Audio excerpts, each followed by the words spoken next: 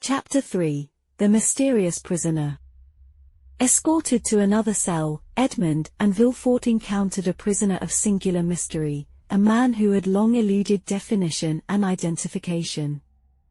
The guard explained their enigmatic discovery, painting a portrait of a prisoner who had not uttered a single word in over a decade. A shroud of silence enveloped the man, with none among the prison staff ever hearing the sound of his voice.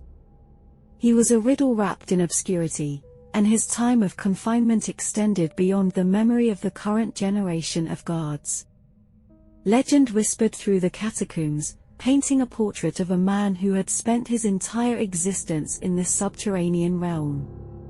He was old, appearing at least 80 years of age, yet he bore the indelible marks of a life born in the humblest corners of the city. Illiterate and without access to education, he was said to have been isolated from the world, his existence an inscrutable enigma. No one could fathom the reason for his prolonged captivity, but the consensus was that liberation would bring neither a better life nor an extended existence. Edmond and Villefort, undeterred by the mystery that shrouded the prisoner, resolved to enter his cell. The atmosphere inside was heavy with the weight of silence, and the man appeared more dead than alive. His stillness was disconcerting, an eerie contrast to the lively whispers of legends that surrounded him. Intriguingly, the man wore no mask. Instead, his face was concealed by long, white hair that cascaded like a veil, obscuring his features. Villefort, the seasoned detective, bent down to examine the man more closely, deftly moving aside the veil of hair that concealed his visage. As Villefort scrutinized the man, the minutes stretched into what seemed like an eternity. To Edmond, time passed disproportionately, and he began to wonder why Villefort had devoted so much of it to continue to scrutinize this man. Finally, they had found no answers in the man's unfathomable gaze, nor in his voiceless silence. Eventually, Edmond and Villefort emerged from the cell, their encounter with the silent prisoner leaving them with more questions than answers. The man's presence remained an enigma, a testament to the depths of mystery that shrouded the catacombs beneath La Roquette.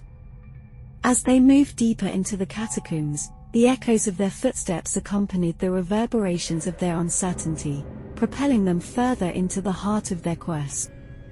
The guard led Edmond and Villefort through the eerie depths of La Roquette's catacombs, regaling them with tales of a third prisoner who might hold the key to the elusive masked prisoner's identity. This enigmatic figure had been imprisoned for years, always confined to the darkest cell, shrouded in an inexplicable aura of secrecy. To add to the intrigue, no one had ever known his true identity. There were no records of his name, and he had never offered any hint of his past. He had never worn a mask, yet the guards had received peculiar orders not to approach him or enter his cell without reason. It was as if he was destined to remain a mystery, forever hidden from the world. The guard, a twinkle of curiosity in his eyes, confessed to Edmond that he and his colleagues had succumbed to their own fascination and had ventured into the prisoner's cell, placing bets among themselves in a futile attempt to unveil his identity. Yet, their efforts had yielded no answers, leaving the prisoner's secrets securely locked away. Eager to lay eyes on this cryptic figure, Edmond inquired if they could see the prisoner, only to receive the guard's somber news. The man had recently passed away, taking with him the enigma that had surrounded him for so long. With his death, the secrets of the catacombs had become impenetrable once more. As they retreated from the depths of the prison's catacombs, a mix of disappointment and relief washed over Edmond. The elusive masked prisoner remained an enigma, a legend veiled in layers of mystery. Yet, the darkness and despair that hung heavily in the air, along with the pitiable cries of the prisoners, were a stark reminder of the hellish existence that persisted beneath the streets of Paris. The rats, of an unsettling size that defied memory, scurried through the tunnels, and the indescribable stench of suffering lingered in the air. The very atmosphere of the catacombs seemed to press upon Edmond's chest, squeezing the breath from his lungs. It was a place that embodied the most sinister depths of human existence, a harrowing and hell-like world beneath the earth's surface. Villefort thanked the guard, saying that he had repaid him for every favor he had ever done him in the past. As Edmond and Villefort made their way out of the catacombs, the chill of the underground world slowly faded, giving way to the hustle and bustle of the Parisian streets above. They emerged from the depths of La Roquette, their quest to unveil the legend of the masked prisoner left incomplete, but their journey into the enigmatic heart of 19th century Paris forever etched in their memories. Chapter 4: A Dark Identity to Uncover. The L'Étoile Brillante was a quintessential Parisian bar, a hidden gem nestled among the meandering streets of mid-19th century Paris. Its name, which translated to the Shining Star, was aptly bestowed, for within its unassuming walls, a brilliant constellation of camaraderie and spirited revelry twinkled each evening. The establishment was adorned with a wooden facade, bearing the weight of history in the form of time-worn carvings and aged brass fixtures.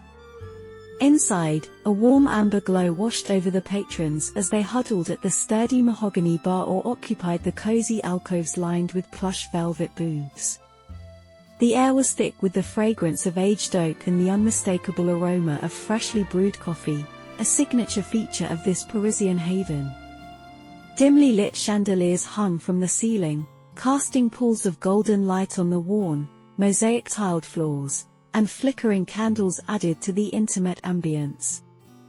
Edmond and Villefort, seeking solace from the enigma of the masked prisoner, found themselves at the bar. They took their seats on cushioned stools, their leather jackets creaking softly with each movement. The bartender, a middle-aged man with a thick mustache and a twinkle in his eye, greeted them warmly. As Edmond and Villefort perused the menu, they couldn't help but be captivated by the selection of potent libations.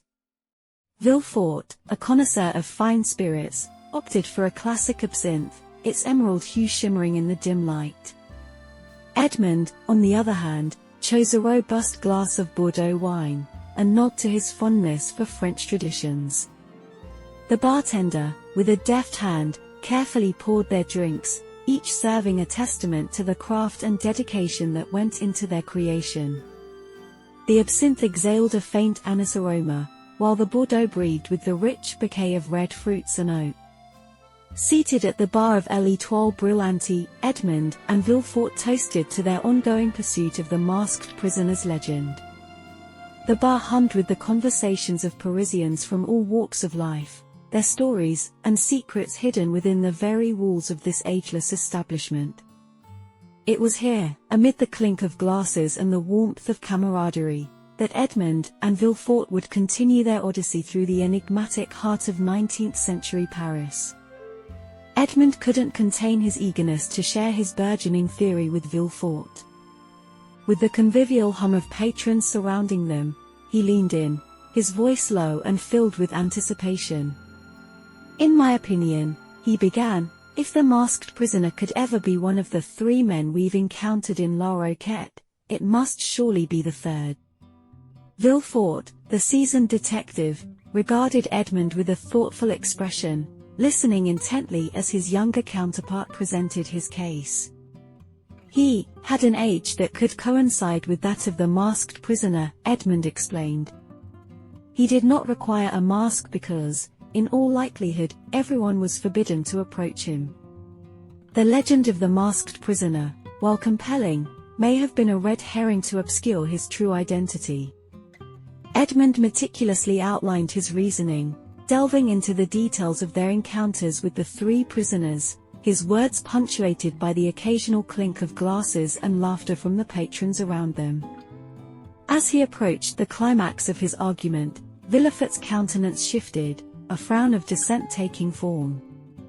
Villefort interjected, "No, he was not the third." Edmond, taken aback, furrowed his brow and inquired, "How can you be so sure?"